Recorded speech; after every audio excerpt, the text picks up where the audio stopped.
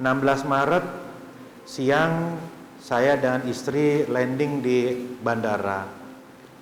Langsung dijemput oleh tim Dinkes karena protap menjadi ODP selama 2 minggu.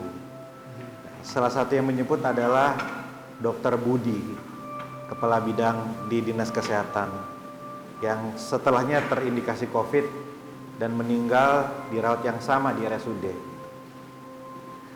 Besoknya perintah Pak Gubernur saya di swab. Saya kira formalitas saja, kata Pak Gub, sudah mencontohkanlah pulang dari luar ODP di swab. Siap Pak Gub, di swab lah kami, saya, istri dan tim yang berangkat ke Azerbaijan, ke Turki. Badan saya seperti jet lag, Bang Kaban. Jadi rasanya biasalah, namanya baru traveling ya, kayak kurang tidur, agak meriang, makan agak kurang nafsu. Saya kira biasa-biasa saja. 2 hari itu masih rapat dengan dinas, cuman karena ODP online. Tetapi saya didampingi oleh dinas kesehatan, termasuk almarhum Dr. Budi tadi. Hari Kamis kok badan makin gak enak, mulai batuk-batuk. Kamis sore saya rapat dengan tim, membahas melihat warga Bogor yang sangat cuek, dihimbau supaya tertib protokol kesehatan, tetapi abai.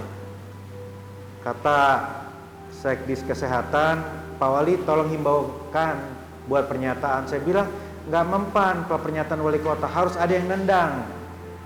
Apa Pak Wali? Saya juga nggak kepikir. Kemudian saya menyeletuk gini, masa harus ada yang positif dulu baru warga Bogor ngerti? Beberapa menit setelah itu petir Pak. Ini betul. Saya kaget, itu siang-siang gitu. Dor gitu kan. Saya tanya apa itu? Petir Pak Wali. Kok petir siang-siang? Menjelang sholat maghrib, Dr. Budi almarhum WA, Pak Wali sudah ada hasil swab. Bagaimana hasilnya? Nanti disampaikan oleh Pak Gubernur. Petir tadi rasanya langsung menyambar ke dada saya. Ini pasti ada sesuatu. Pak Gubernur nelfon 10 menit kemudian, Kang Bim, siap-siap, yang tabah, yang sabar, kurang bagus. Kang Bim positif. Itu langsung saya seperti divonis luar biasa itu. 1 menit saya diam, kemudian saya tanya, yang lain siapa? Bagaimana istri saya itu? Istri tidak, alhamdulillah. Agak balance tadi itu.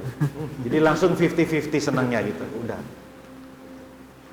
Nah, kemudian bagian paling berat Pak Kiai, ketika saya sholat maghrib dulu, kemudian saya buka kamar, saya panggil istri ke dalam kamar.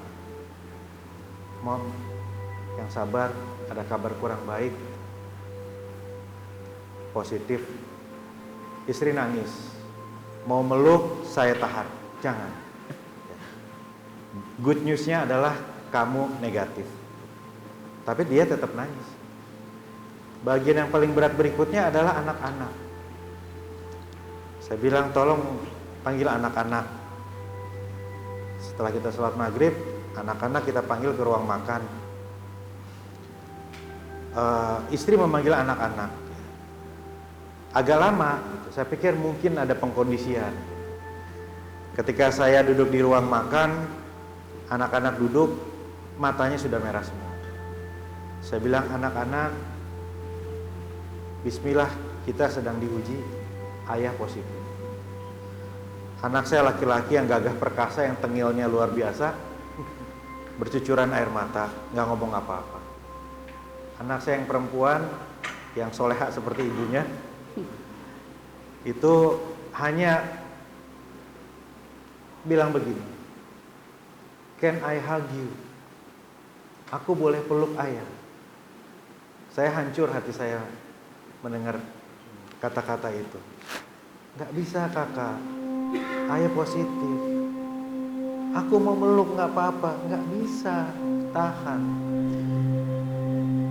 Hampir 20 tahun menikah, itu momen yang paling berat bagi saya. Melihat ekspresi anak-anak yang seperti itu. Singkat kata, saya memutuskan ke rumah sakit. Ketika meninggalkan rumah itu, pikiran sudah kemana-mana. Menengok ke belakang, apakah saya akan kembali lagi ke rumah, saya nggak tahu. Kemudian masuk ke rumah sakit umum daerah juga dengan penuh bergetar, karena ini rumah sakit saya yang meresmikan, dan saya menjadi korban pertama di situ. Tapi itu semuanya luar biasa ya. Jadi saya ingat sekali, habis-habisan dengan Pak Ketua semua supaya rumah sakit on time, dan ternyata saya pasien positif pertama. Malam itu nggak bisa tidur, pikiran kemana-mana. Rumah kamar itu tidak ada gordennya, hujan lebat, sangat mencekam. Perawat grogi semua. Saya disuntik berkali-kali salah. Di sini 3, di sini 2, udah kayak pecandu narkoba. Saya tanya kenapa? Yang pertama, kami pakai APD nggak kelihatan Pak Wali. Yang kedua, Pak Wali pasien positif pertama, memang udah simulasi, tapi kita kaget nggak nyangka malam ini.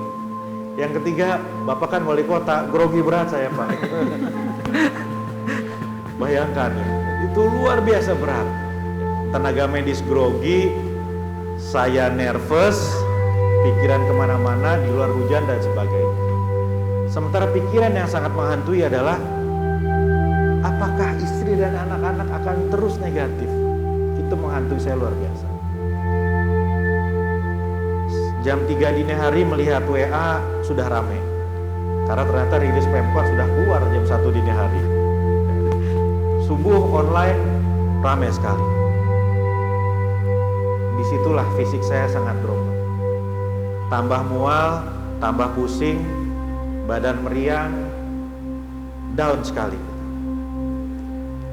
Tetapi pada duha itu ada seorang ustadz yang selalu saya jadikan referensi ya, dalam banyak hal menyemangati saya. Dia bilang, Kang Bima, COVID ini menyerang pikiran dan perasaan baru pernafasan. Jadi antum kuasai dulu perasaan dan pikiran. Insya Allah pernafasan tidak akan kena. Itu satu. Yang kedua, ini saya kira yang sering diingatkan juga oleh Kiai Didi dan semua. Ini bukan ujian kesehatan saja, bukan ujian bukan ujian juga soal kepemimpinan saya, tapi yang paling penting adalah ujian keimanan. Jadi coba silakan antum baca lagi dari masa ke masa, pandemi, COVID, semua peperangan. Itu kan semuanya untuk menguji siapa yang paling beriman, bukan yang paling kuat, yang paling kaya dan lain-lain. Gitu. Al-An'am ayat 40. Saya baca lagi, saya bedah. Setelah itulah saya pinggirkan handphone saya. Disitulah saya menemukan konsep social media distancing. Not only social distancing, tapi social media distancing. Kata ustadz saya itu, sosial media hari ini sudah menjadi ICU raksasa. Setiap saat kita membaca judulnya saja drop down, dibombardir dengan berita mengerikan. Jadi saya ngintip WA sedikit, di situ di forward berita sudah meninggal sekian, ada yang tidak ada gejala langsung meninggal, ya, sekeluarga langsung kena. Gimana nggak down? Jadi saya percaya betul-betul ini sosial media ini sudah menjadi ICU raksasa. Imunitas kita rontok karena ini. Saya tinggalkan langsung. Disitulah kemudian saya memutuskan untuk merenung semua dan menulis. Karena banyak pertanyaan-pertanyaan Pak Ketua kan, Kang Bima kena di mana kira-kira? Kenapa istri nggak kena? Gitu. Apa perasaannya? Banyak sekali. Akhirnya saya pikir harus saya tulis. Jadi saya mulailah mencicil di hari ketiga, mencicil pelan-pelan supaya pada saatnya nanti semua bisa belajar. Dan saya berharap betul. Saya niatkan diri saya, ya Allah, jika saya diberikan izin untuk sembuh, izinkan saya untuk ikhtiar maksimal untuk menyelamatkan sebanyak mungkin nyawa manusia. Karena saya merasakan tidak enak sekali saat itu. Dan disitulah saya merasa semuanya relatif. Saya merasa wali kota gak ada harganya. Saya merasa pendek sekali perjalanan hidup saya. Tiba-tiba sudah 47 tahun dan diambang hidup atau mati. Mungkin besok selesai, mungkin minggu depan, mungkin 6 bulan, saya nggak tahu. Gitu. Apapun yang saya punya nggak ada artinya. Dan di situ pun saya merasakan betapa keluarga punya arti besar. Yang buat saya drop adalah memikirkan istri saya kena dan anak-anak saya kena. Tetapi begitu video call dengan istri lagi ketawa, semangat luar biasa. Bisa senyum lagi. Ngelihat anak-anak ketawa, semangat lagi. Jadi penyemangat saya betul-betul adalah keluarga. Sehari mungkin 17 kali video call. Setiap setengah jam sekali saya pengen lihat wajah istri saya. Kalau istri saya lagi tidur, 2 jam gak bisa dikontak, Pak Kiai, saya stres. Jangan-jangan sudah mulai panas. Saya tanya suhu tubuh dan lain-lain. Terjadi pergulatan pemikiran, apakah perlu di swab? Ya sempat memutuskan gak usah swab lah, ulah kira-kira begitu. Nanti kalau hasilnya positif lebih down lagi kan gitu. Tapi akhirnya ya, banyak menyarankan sudah hadapi tes, akhirnya dites. Ketika kemudian keluarga dinyatakan negatif, wah itu rasanya semangat hidup saya meningkat beratus-ratus kali lipat. Di situ saya merasakan betapa besar arti keluarga, betapa sering saya menyepelekan kebaikan istri saya, kelucuan anak-anak saya. Jadi saya merasa dipaksa betul untuk bermuhasabah, dipaksa betul untuk merenungi semuanya. Dan saya pun diingatkan ya, bahwa ternyata kita banyak bergantung kepada manusia, kepada makhluk. Bayangkan Pak Kiai, Pak Rektor, saya tanya ke dokter, dok, saya dikasih obat apa? Dokter hanya tersenyum, matanya saya lihat senyum, kan nggak pakai ini kan. Pak Wali kan tahu ini nggak ada obatnya. Jadi saya dikasih apa? Ya flu-nya dikasih paracetamol, gitu kan. Mualnya dikasih obat mah. Kalau nggak bisa tidur dikasih obat tidur sedikit, sama antivirus, oseltamivir sama vitamin, udah. Belum ada obatnya, itu bismillah, yang penting semangat. Antara tambah semangat dan tambah down. Jadi disitulah kemudian saya diingatkan lagi oleh Ustadz bahwa ya jangan bergantung kepada makhluk. Dokter itu kan bukan menyembuhkan, tapi mengobati. Jadi minta lagi lah kepada Sang Khalik, minta lagi ke sana terus-terusan. Dan kita juga rasanya diuji betul sabar kita. Bayangkan, hari ke-10 saya di swab pakai, dikirim ke Jakarta. Saya ngobrol dengan suster, tiba-tiba di WA, Pak Wali alhamdulillah swabnya negatif. Itu seperti di sinetron. Suster alhamdulillah, Pak Wali alhamdulillah, bertangis-tangisan. Untung tidak berpelukan dengan suster. Alhamdulillah, terima kasih suster, terima kasih ya Pak Wali, makasih ya segala macam. Ya, saya sujud syukur. Saya telepon Dokter Dirut, Pak Dirut ya Pak Wali, kita siapkan press conference.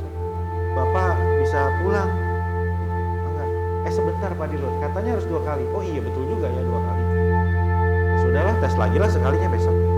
Besoknya dites, sorenya keluar masih positif. Masih positif. Down saya. Saya bilang ini hati saya dimain-mainkan, ya Allah, luar biasa ini kan. Akhirnya sabar Pak Wali, cek lagi minggu depan. Wah, saya olahraga berjemur. Minggu depannya dites, masih positif lagi. Disitulah kemudian ya, saya diingatkan ya, Al-Kahfi ayat 68.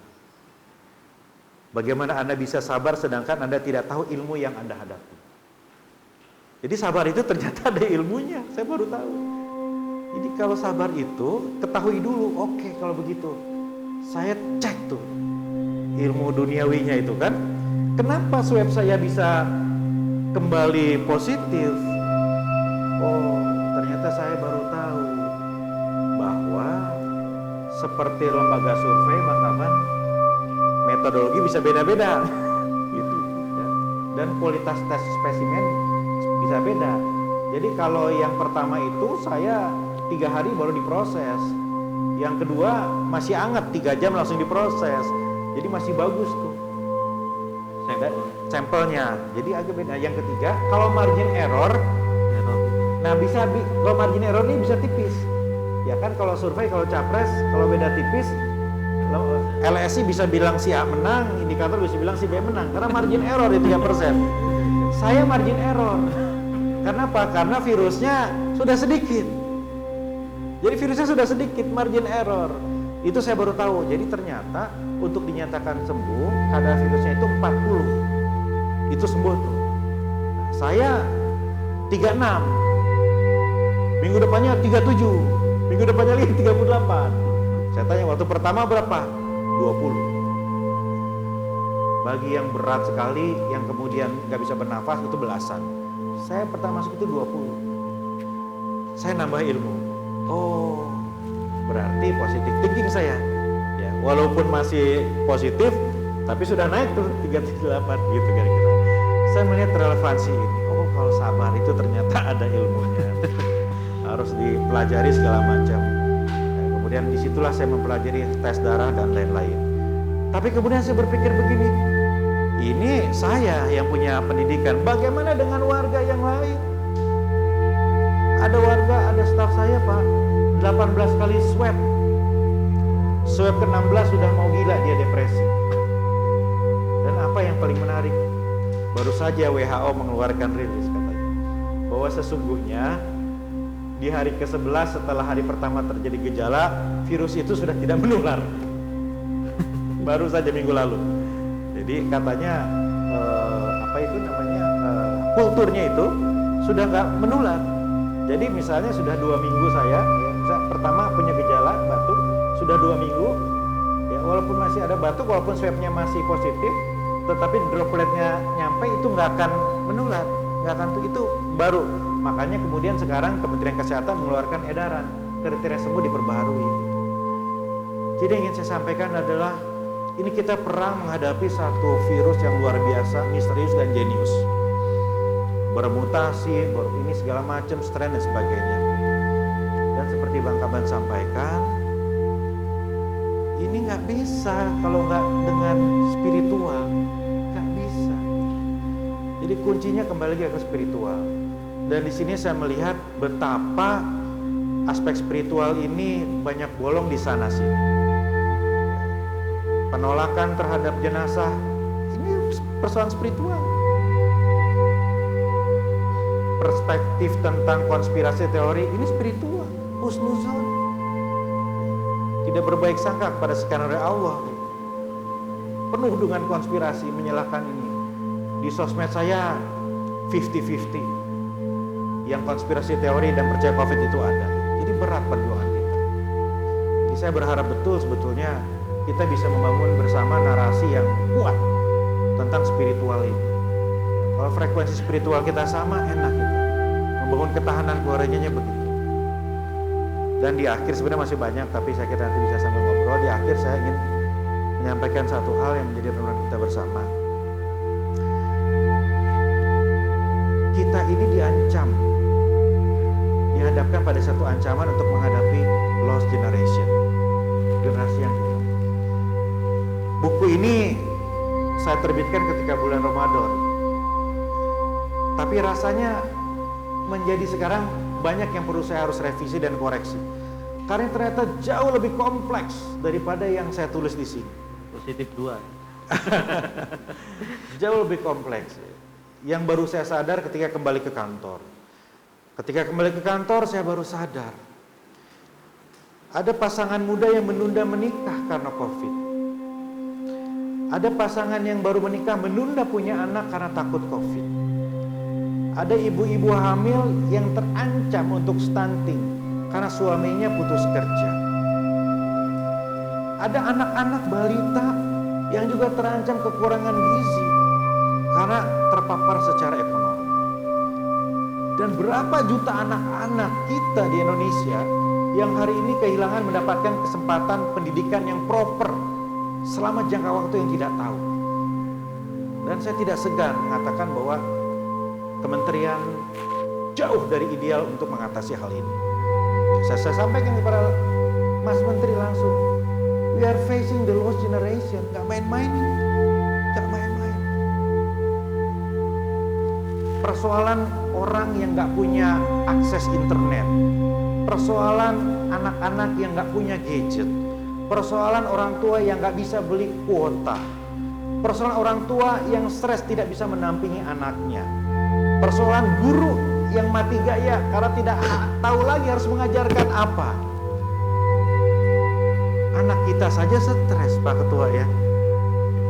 Ini kita tidak ada masalah dengan banyak hal gitu. Bosan anak kita, apalagi yang lain. Dan kalau tidak ada sesuatu yang extraordinary, kita akan menghadapi generasi yang hilang. Satu angkatan itu drop kualitasnya. Kembali lagi saya pada kesimpulan Bang Kaban tadi, kita tidak bisa sendiri, nggak bisa sendiri. Wali kota nggak bisa sendiri. Saya sadar banyak kekurangan, banyak diprotes sama Dewan. Terima kasih diingatkan oleh Dewan, bahwa harus selalu ngajak ngobrol dengan Dewan. Betul. Jadi harus sama-sama dengan Dewan, harus sama-sama dengan para pakar, para kiai dan lain-lain untuk membangun narasi besar tentang keniscayaan spiritual tadi. Ya, saya ingin tutup dengan bagian akhir dari buku saya yang waktu itu masih populer dengan istilah normal baru. Walaupun sekarang saya nggak suka dengan istilah normal baru itu. Nggak ada itu normal baru sekarang. Belum. Orang gelombang pertama aja belum selesai kok, gelombang kedua nggak ada gitu. Tapi saya ingin sampaikan begini. COVID-19 ini adalah ujian bagi semua sistem yang kita miliki. Mulai dari sistem kepemimpinan, sistem kesehatan, sistem pendidikan dan semuanya. Barang siapa yang punya sistem kokoh, itu yang akan bertahan. Normal baru seharusnya adalah hidup yang lebih bermakna, keimanan yang berakal, berdimensi sosial, dan bukan hanya ritual. Ketika kita dilarang untuk beribadah di masjid, mungkin kita diingatkan oleh Allah. Mungkin selama ini kita hanya ritual saja, sosialnya kurang. Makanya kembali lagi ke keluarga kira-kira. Pendidikan yang menjadikan teknologi untuk membangun akal budi, menyatukan sekolah dan keluarga sebagai aktor utama pembangunan karakter manusia. Teknologi yang jadikan inovasi sebagai cara untuk kuatkan kesetaraan, rakyat yang sehat dan saling menyehatkan dan menguatkan. Karena saya melihat teknologi banyak mudaratnya, sosial media, IT dan lain-lain. Keluarga yang penuh cinta dan menebar cinta. Kepemimpinan yang kolaboratif dan taktis. Media massa yang tak hanya informatif dan inspiratif, tapi juga membangun kebaikan kolektif. Hubungan antar manusia yang lebih berkualitas, tapi bukan tanpa batas. Sekarang kita jaga jarak secara ekstrim, diingatkan oleh Allah bahwa selama ini mungkin banyak dari kita yang terlalu tidak menjaga jarak secara fisik. Keseharian manusia yang bijak untuk sandingkan kesehatan dan pekerjaan. Kesadaran semua manusia untuk menihilkan semua yang instan dan bersabar untuk membangun sistem yang kuat menghadapi semua ujian. Terima kasih. Assalamualaikum warahmatullahi wabarakatuh.